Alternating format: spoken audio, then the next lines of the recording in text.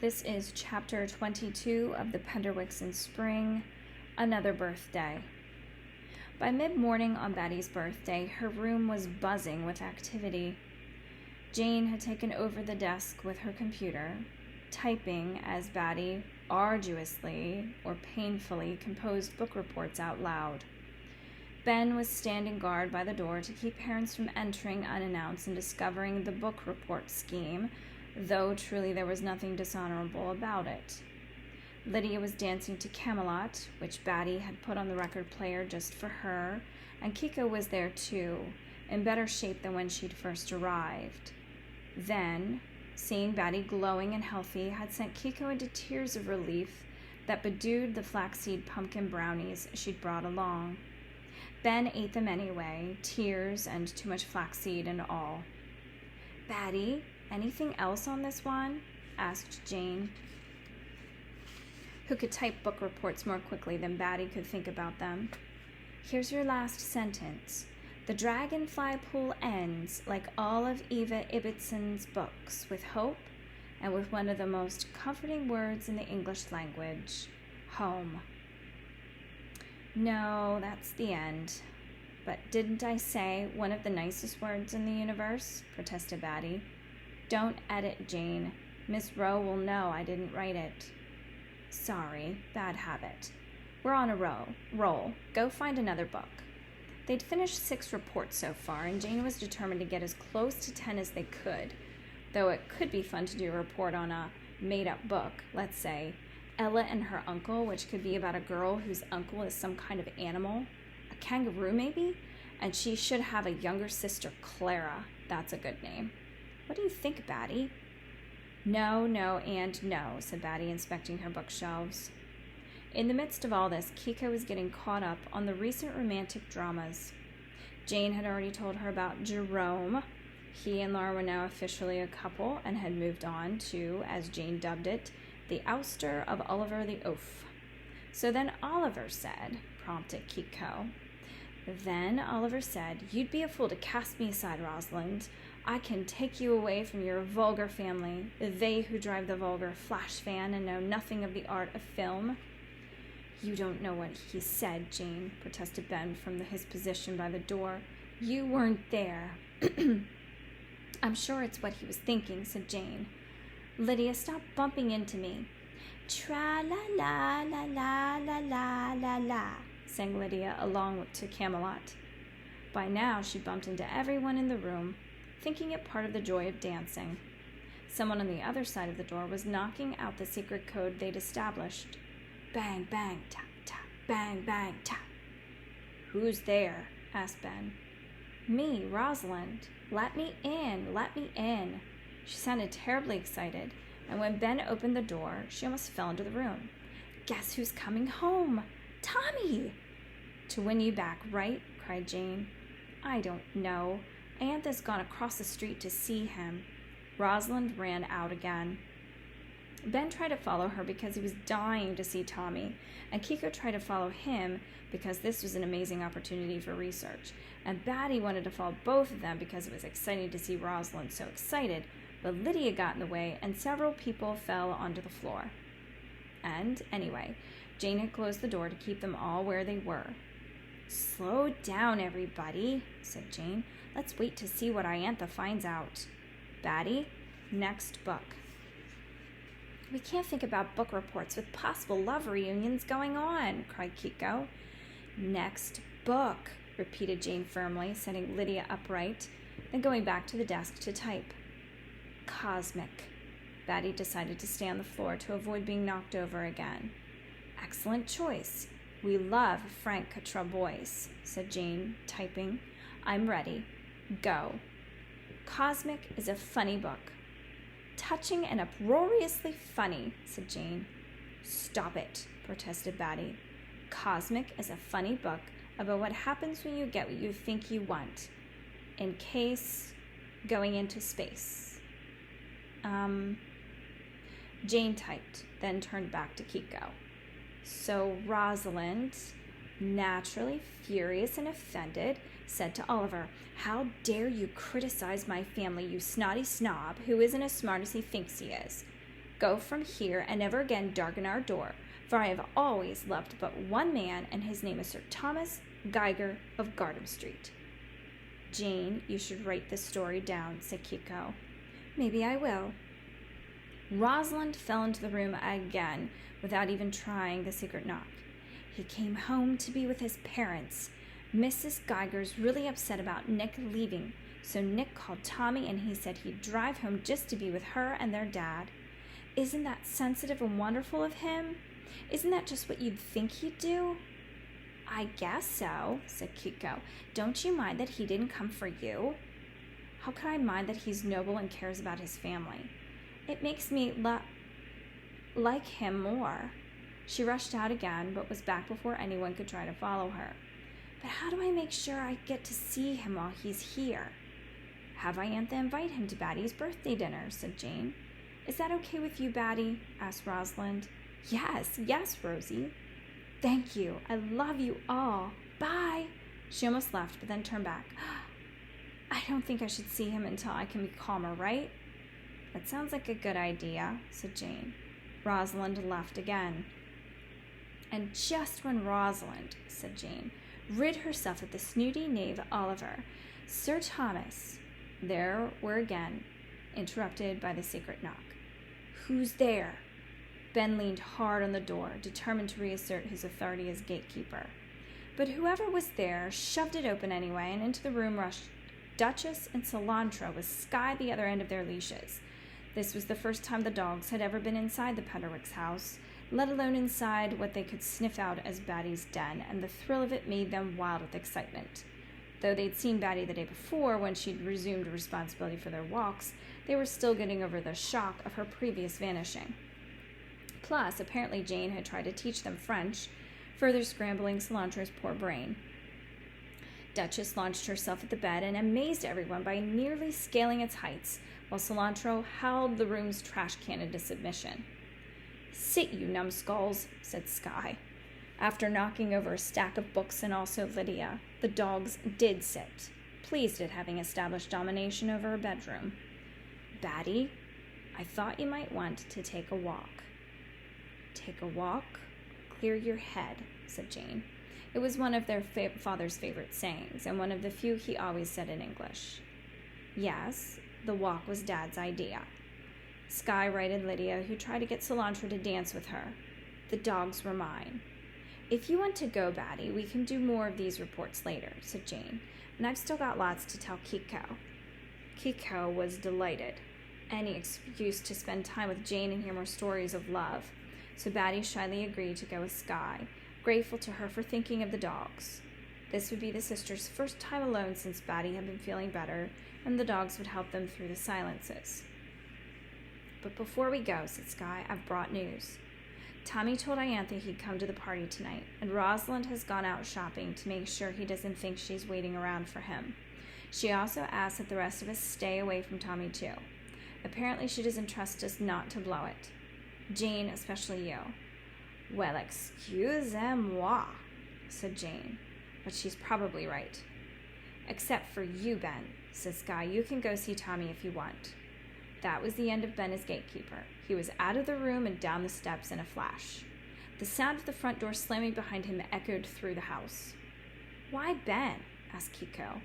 "He earned it, I think," said Batty. By now, Ben had told her about teaching Nick's getting rid of unwanted suitors speech to Rosalind. Batty had been impressed that the same declaration had worked on both Collegian Oliver and the kindergartner twins. More proof of Nick's broad-based world knowledge. She'd even memorized it in case she herself ever needed it, but mostly for Kiko. "I'll explain later." "So, Bats, you ready to go?" asked Skye. During Batty's darkness, she'd forgotten spring and its joyous advance. Suddenly, cherry trees were dripping cotton candy flowers, and the lilacs were coming into bloom, perfuming Garden Street with May magic. In Quigley Woods, where Skye and Batty headed with the dogs, the trees were in full leaf, their greens deepening every day, and the wild crabapples had thrown out white flowers, declaring that even in the forest one could flaunt fleeting beauty. Instead of a shy violet here and there, great clumps of them now dotted the paths. And here was Batty's old friend, the red cardinal, come back. but only to scold the dogs and race away again. On and on the sisters went, with neither saying a word, until Batty couldn't stand it any more. "Stop a minute," she said to Skye, and pulled on Cilantro's leash to make him stop too. "I'm no good at this, Batty." "Actually, you're terrible at it," Batty surprised herself by saying. She'd never before spoken that way to Skye. "I know, and I'm still confused about everything." Cilantro tugged, but Batty wasn't yet ready to move on. She had a particular confession to make, and she wanted to get it over with. "Skye, I apologize for listening to your conversation with Jeffrey. I didn't plan to. I was in Lydia's room, and I heard you by mistake, and then it was too late." She trailed off, embarrassed at the enormity of her rudeness and the trouble it had caused, and steeled herself for her sister's justifiable annoyance. It was a dumb place for a private conversation. Skye gave Batty a sideways glance. "What? You thought I'd be furious, right? But I should have known better. Back when that was your room, when you were still little, Jane and I would sit at the top of the steps listening while Rosalind told you stories. I was always glad when you asked for stories about Mom." Batty stared, dumbfounded. "I didn't know." "How could you?" answered Skye. "Let's keep walking. I have some place I want to show you." Duchess and Cilantro tried to follow the usual paths, but Skye took them a different way, leading to the bridge over the creek, the one Batty should have used the day she got lost and hurt her ankle. It took a while to get across the bridge, for midway the dogs spotted a beaver dam in the water, a great piling up of branches and sticks, and even one brave brown beaver who stared defiantly at the barking invaders until Skye and Batty were able to drag them away. Now Skye was taking them to a part of the woods Batty had never seen, not even in her trips across the creek with Rosalind. As they headed gradually uphill, they came across a double row of hugely overgrown lilac bushes, white, pink, and dozen shades of purple. Even the dogs slowed down to enjoy this mysterious bit of civilization in the midst of wildness, this tunnel of intoxication that had to have been deliberately planted long ago. A little further on still, they abruptly came to a clearing with the bare remains of an ancient stone foundation. This had once been a house. There was the fireplace, and there, a gap where the door had been. "This is my favorite place," said Skye. Batty knew the privilege that was being bestowed. Skye had long kept her favorite place in Quigley Woods a secret, even from Jane, maybe even from Jeffrey. "It's a really good one," she said. "Cecilia Lee and I used to play Star Wars here. I was always Han Solo, and she was Luke, and when she had to bring her little sister along, we made her be C-3PO, she said. You don't remember Cecilia. She moved away in the middle of 4th grade. So you were crossing the creek by yourself when you were 9? I started at 7, actually, but back then I'd bring Hound too, when I could drag him away from you, so I wasn't exactly by myself. Skye sat down while Duchess sniffed among the stones. But I freely admit that it was dangerous to come over here when I was that young, and I probably shouldn't have told you. Promise you won't tell Ben or Lydia. Swear. I swear. Penderwick family honor. But Skye, Didn't Rosalind know that you were coming over here? She was busy helping Dad with you by then. Nick caught me once, though. Nick? So it was a habit of his, catching Penderwicks. He told me that I should never come back because there was quicksand, but I researched how to survive quicksand. You're supposed to do this. Skye spread her arms wide and shout for help. It sounded so interesting. I was always a bit disappointed not to fall into any. Nick told me that. He made up the quicksand. He did? Good old Nick. Skye reeled, and Duchess, who thought she'd smelled a fox, was itching to go say hello. So, Batty, I've got some apologies, too. You don't have to. Batty curled up a little inside. Yes, I do. Like about making Jeffrey go away. Dad told me about you trying to get to Boston. Yes. That was pretty brave. And stupid. And stupid, agreed Sky. Batty, I know that's hard on you, not seeing him. It must be, or you wouldn't have tried so hard. Why did you? I mean, what do you talk about when you're with him, anyway? Just music? Batty tried to think. She could talk to Jeffrey about everything and anything, but their conversations always came back to music. Mostly. When he talks about music to me, my brain turns to mush. Sky leaned down to scratch Duchess's ears. Too bad you're not my age. He could have his dopey crush on you and leave me alone. Well, I'm not your age. Batty wasn't ready for any dopey crushes. That's true. Here's the other apology. Sky took a deep breath. I'm also sorry. I've never been a very good sister to you, or even a nice one. Or even nice to you, I guess. Don't apologize about that, please. Why not? Good grief, don't cry. You weren't nice to me because you didn't like me. You were honest. Honest? Yes, I'm always that, even when I shouldn't be. Sky went back to Duchess's ears. I've been trying to remember how it felt. You know, losing Mom. I thought I was her favorite. I thought that I was more hers than Rosie and Jane were because I looked so much like her, I guess, and they looked like Dad, and then you were born, and Mom died. I don't know, maybe if you'd had blonde hair and blue eyes, I would have felt closer to you, but Rosalind fell so in love with you, and Jane always had her crazy imagination to keep her company, and even Hound started spending every minute with you. You know, I used to think I was his favorite, too, before you came along. Sounds like I was a conceited child, doesn't it? Seeing myself as everybody's favorite. Compared to me, Lydia's humble, right? Batty was too lost in her thoughts to answer.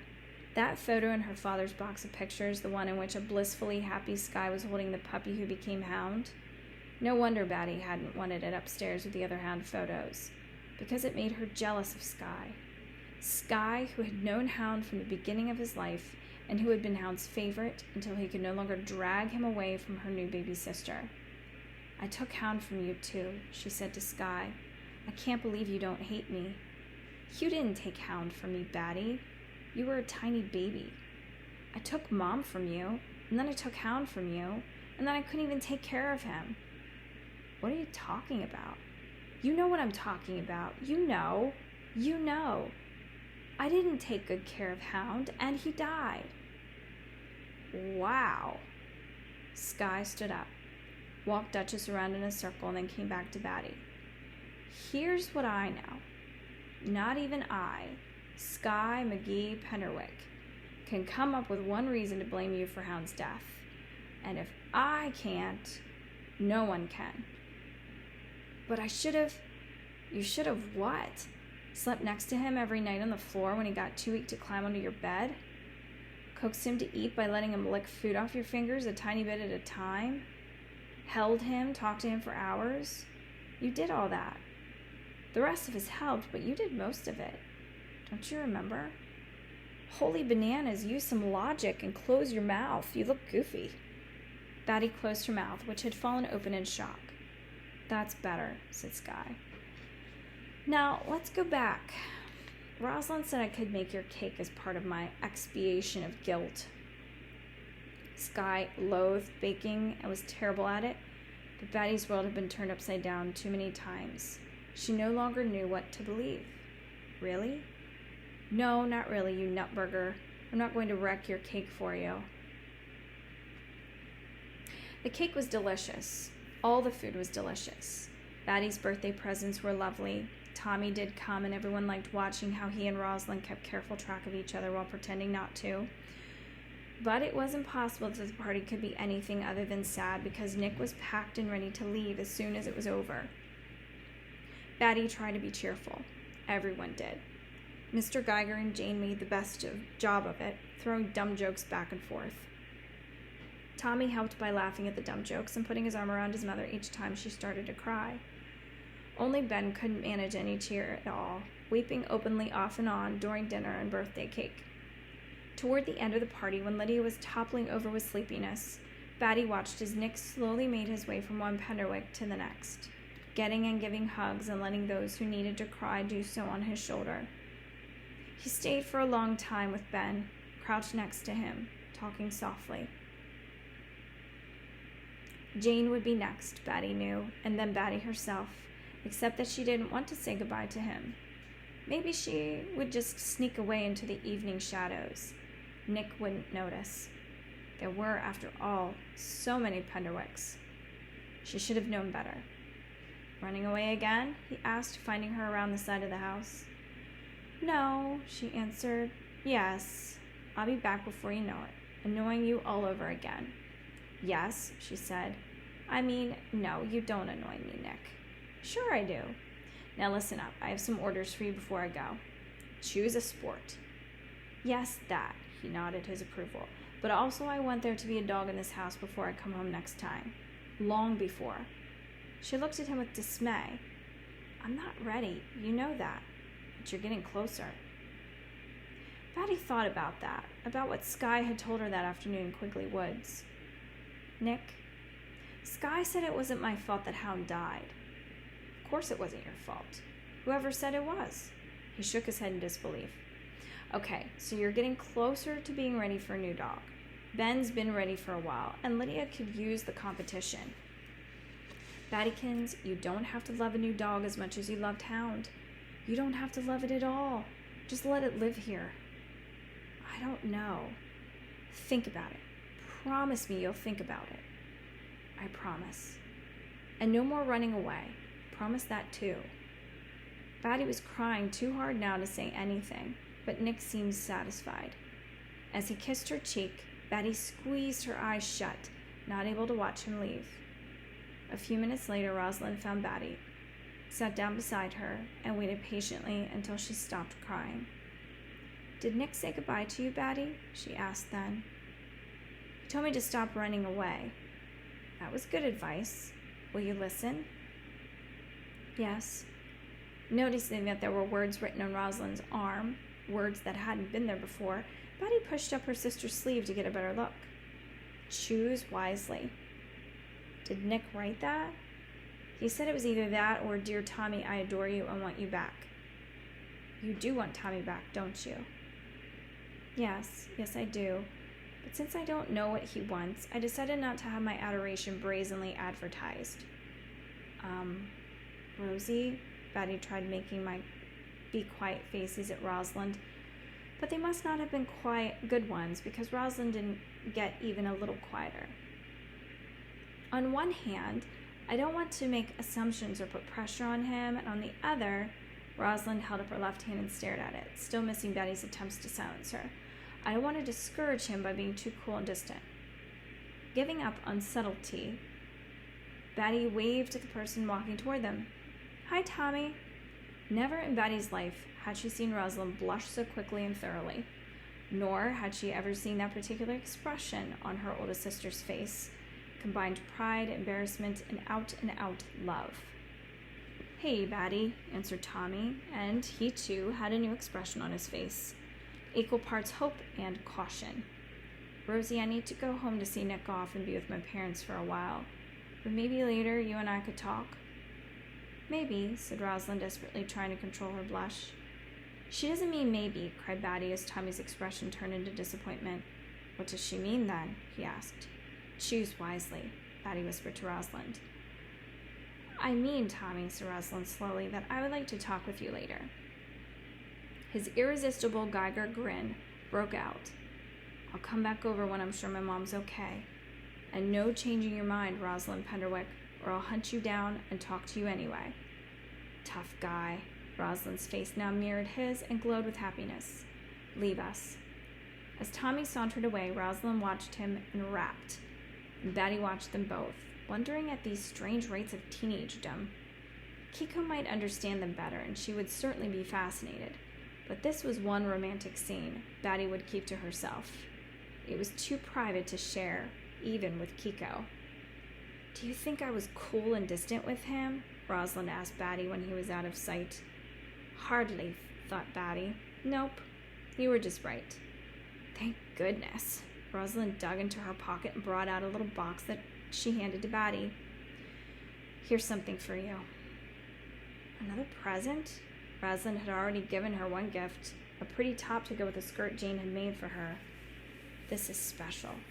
Open it.